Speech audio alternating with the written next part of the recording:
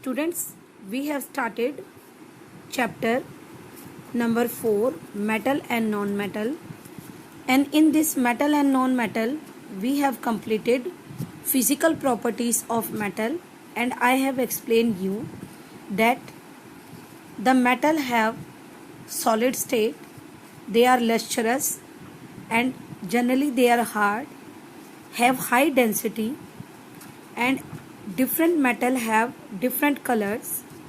Then it show the property of malleability, by which it can be beaten into thin sheet, okay, with the help of hammer. And I have explained you that gold and silver was the best malleable metal, followed by aluminium, tin, iron and copper. And ductility we have done, and I have explained you the property by virtue of which the metal can be converted into thin wires.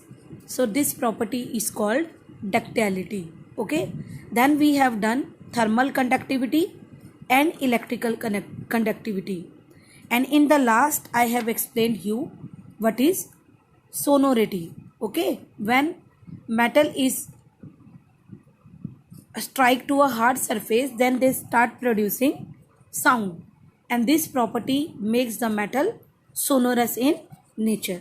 After that, we have completed chemical properties of metal and non-metal, and I have explained you that whenever any metal react with oxygen, it always form oxide. And what was the nature of oxide?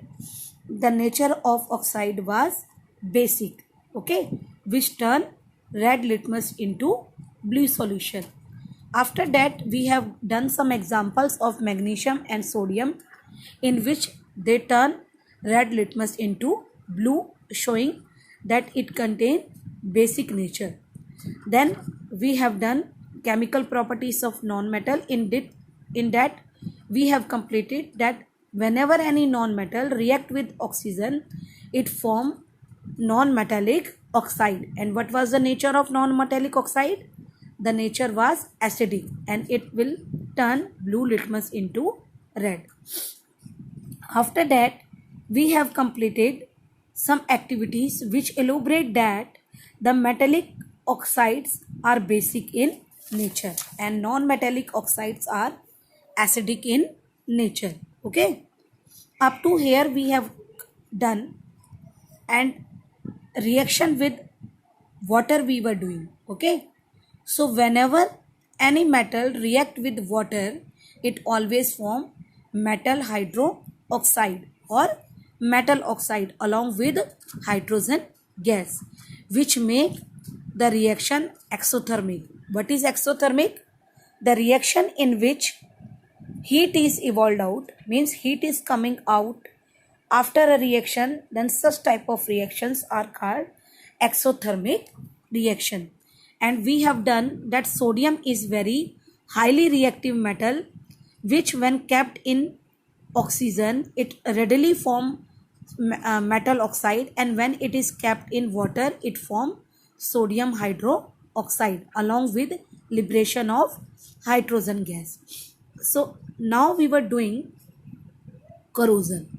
Yes, students, corrosion means the process of slow wearing, or you can say eating up of a metal surface due to attack of atmospheric moisture. It can be gas, it can be acid. Okay, so such type of phenomena is called corrosion. In simple words, you can say that whenever any metal surface it is attacked by any gas, atmospheric gas, moisture or acid, then it start getting weakened. Okay, and due to formation of corrosion, we can take the example of rusting. You must have seen iron articles get rusted, isn't it? And what is rust? Rust means hydrated iron oxide, Fe2O3.NH2O. In place of N, you can write XH2O also. X means Here the water molecules are changing. To show the variable number of water molecules, he has taken the value n. Okay. So what is rust? When any iron surface react with air, water or any chemical present in the surrounding, then a brown fluffy substance is formed and that is called rust. Okay.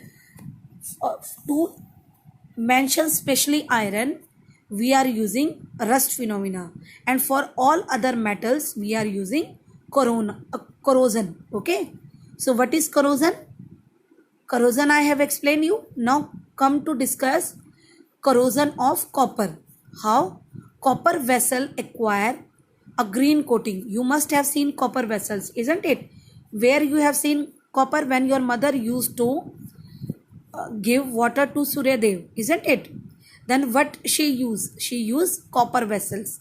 And when the copper vessels are very old or of many days, then what will happen? With the passage of time, a green material start forming on it, and that green material is mixture of copper hydroxide and copper carbonate. Okay, you can see here also, when this copper react with water, water means H2O, carbon dioxide and oxygen, then what it form? Copper hydroxide CuOH2 plus CuCO3. What is this CuCO3? It is called copper carbonate. Okay. So this was the corrosion in case of copper. But when we see the corrosion in case of silver, you must have seen silver articles, isn't it? Your mother wearing pile at their feet.